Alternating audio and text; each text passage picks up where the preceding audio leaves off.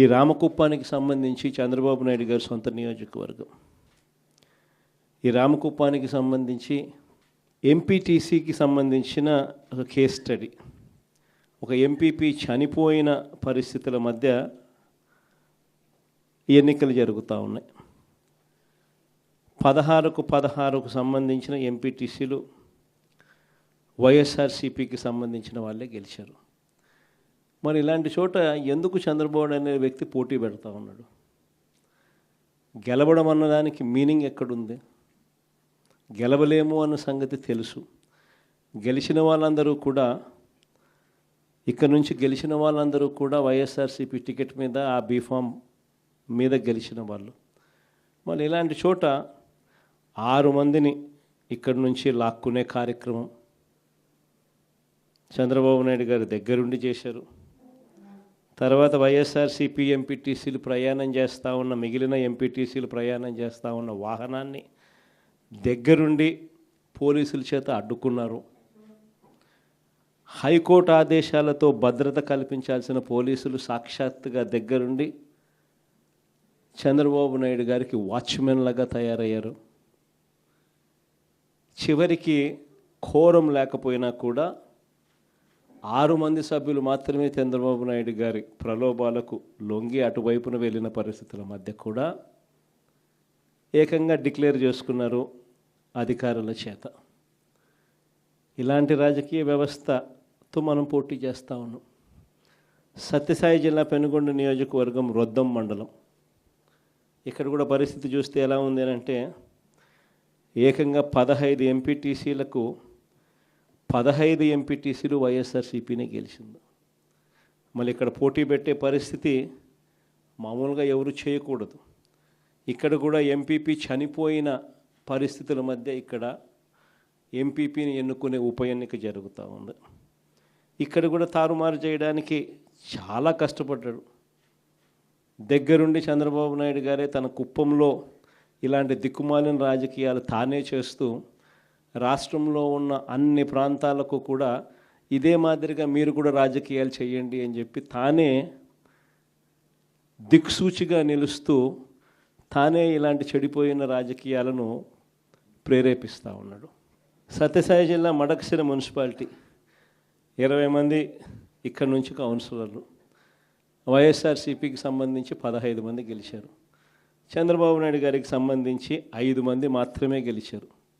పాపం SC constituency Lakkappa లాంటి పాపం ఒక చిన్న కార్యకర్త అక్కడి నుంచి మన పార్టీ తరఫున ఎమ్మెల్యేగా నేను ఎస్సీ కాన్స్టిట్యున్సీ ఇలాంటి చోట కూడా ప్రలోభాలు పెట్టి ఆ కౌన్సిలర్లను లాగాలి అని చెప్పి విశ్వ ప్రయత్నం చేస్తూ ఉన్నాడు అని అంటే రాష్ట్ర చరిత్రలో ఎవడు ఉండడు ముఖ్యమంత్రి స్థానంలో. అయినా కూడా ఆ 15 మందిలో కూడా చాలామంది గట్టిగా నిలబడిన పరిస్థితులు, కొంతమందిని మాత్రం ప్రలోభాలకు అటువైపున వెళ్ళిన పరిస్థితుల మధ్య చూస్తూ ఉన్నాం. అన్నమయ్య జిల్లా రాజంపేట ఈ మున్సిపాలిటీ అయితే 29 మంది కౌన్సిలర్లకు గాను 24 కౌన్సిలర్లు వైఎస్ఆర్సీపీ టికెట్ మీద గెలిచిన వాళ్ళు. మరి 29లో 24 మంది వైఎస్ఆర్సీపీ టికెట్ మీద గెలిచిన పరిస్థితులు ఉన్నప్పుడు తెలుగుదేశం పార్టీకి సంబంధించి కేవలం 4 మాత్రమే గెలిచిన పరిస్థితులు రాజంపేటలో ఉన్నప్పుడు ఒకడు ఇండిపెండెంట్గా గెలిచారు. మరి సంఖ్యాబలం లేనప్పుడు ఇక్కడ చంద్రబాబు నాయుడు గారు ఎందుకు ఇలాంటి హేయమైన రాజకీయాలను ప్రేరేపిస్తున్నాడో ఎవరికీ తెలియదు. కానీ ఇక్కడ కూడా ఎంత కష్టపడినా కూడా ఒకడంటే ఒకడు కూడా పోని పరిస్థితిలో కూడా ఇక్కడ కూడా మన వాళ్ళు చాలా గట్టిగా కూడా నిలబడతా ఉన్నారు అని అంటే నిజంగా గొప్ప సంగతి. ఇక్కడ అందరికీ కూడా అభినందించాల్సిన అవసరం ఉంది. ఎందుకు ఈ విషయాలన్నీ చెప్తా ఉన్నానంటే నాయకుడు అనేవాడు ఎలా ఉండాలి అనేదానికి నిదర్శనం. మన ఎంపీటీసీలు ఎవరైతే ఇవాళ తెగో చూపుతూ ఉన్నారో విలువలకు విశ్వసనీయతకు గట్టిగా నిలబడి మేము ఎంపీటీసీలమైనా జెడ్పీటీసీలమైనా కౌన్సిలర్లమైనా అయ్యా చంద్రబాబు నీకన్నా పోలిస్తే మేము చాలా చిన్న పదవుల్లో ఉన్నవాళ్ళము, అయినా కూడా మాకు విలువలు ఉన్నాయి, విశ్వసనీయత ఉంది, రాజకీయాలకు అర్థం మేము చెప్తా ఉన్నాం, నిన్ను చూస్తే రాజకీయాలే సిగ్గుతో తలంచుకోవాల్సిన పరిస్థితిలో ఉన్నాయి. నువ్వు ముఖ్యమంత్రి స్థానంలో కూర్చున్నావు, తల దించుకో అయ్యా చంద్రబాబు అని చెప్పి ఇక్కడి నుంచి మన వాళ్ళు సంకేతం ఇస్తా ఉన్నారు చంద్రబాబు నాయుడు గారు. ఎన్ని కష్టాలున్నా కూడా చిక్కటి చిరునవ్వుతోనే ఉన్నాం. చిక్కటి చిరునవ్వుతోనే ప్రజలకు చెప్పిన ప్రకారం మేనిఫెస్టోలో ఏదైతే మాట చెప్పామో ఆ చెప్పిన ప్రతి మాట, కోవిడ్ లాంటి కష్టాలున్నా కూడా మీ జగన్ ఏ రోజు కూడా బటన్ నొక్కడంలో ఏ రోజు కూడా వెనకడుగు వేయలేదు. నేను ఒకటి చెప్తా ఉన్నా. ఈరోజు కార్యకర్తలు పడుతూ ఉన్న బాధలు నా కళ్ళతో నేను చూస్తూ ఉన్నా. కేవలం వైఎస్ఆర్ కాంగ్రెస్ పార్టీని ప్రేమించినందుకు, కేవలం జగన్ను సొంత కుటుంబ సభ్యుడిగా ఆప్యాయంగా ఆదరించినందుకు ఈరోజు వైఎస్ఆర్సీపీ కార్యకర్తలకు ఏదైతే ఇబ్బందులు పడుతూ ఉన్నారో ఆ బాధలు, ఆ కష్టాలు స్వయంగా నేను చూశా కాబట్టి ఈరోజు చెప్తా ఉన్నా. ఇక నెక్స్ట్ వచ్చే జగన్ 2.0లో మాత్రం పరిస్థితి ఇట్లుండదు అని చెప్తాను. మొట్టమొదట పీఠం కార్యకర్తకే వేస్తా, ఈ మాత్రం ఖచ్చితంగా చెప్తాను. ఈరోజు ఎవరెవరైతే పోలీసులు, ఎవరెవరైతే అధికారులు, ఎవరెవరైతే మిమ్మల్ని ఇబ్బందులు పెట్టారో అందరి పేర్లు నోట్ చేసుకోండి. నేను చెప్తా ఉన్నా, మీరు నోట్ చేసుకోండి.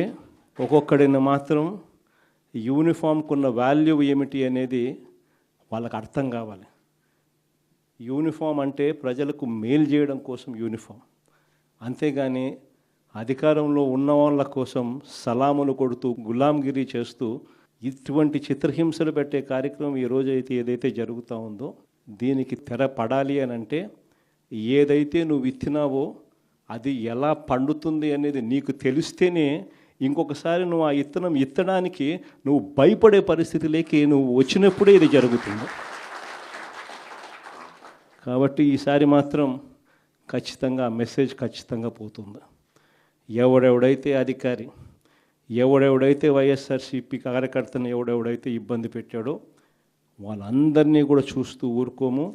చట్టం మీద దోషులుగా నిలబెడతాము. ఒకవేళ వాళ్ళు రిటైర్ అయిపోయి వెళ్ళిపోయినా, లేకపోతే వాళ్ళు దేశం విడిచిపెట్టిపోయి ఉన్నా కూడా ఎవరిని వదిలిపెట్టం. సప్త సముద్రాల అవతలున్నా కూడా అందరినీ కూడా పిలిపించే కార్యక్రమం చేస్తాం.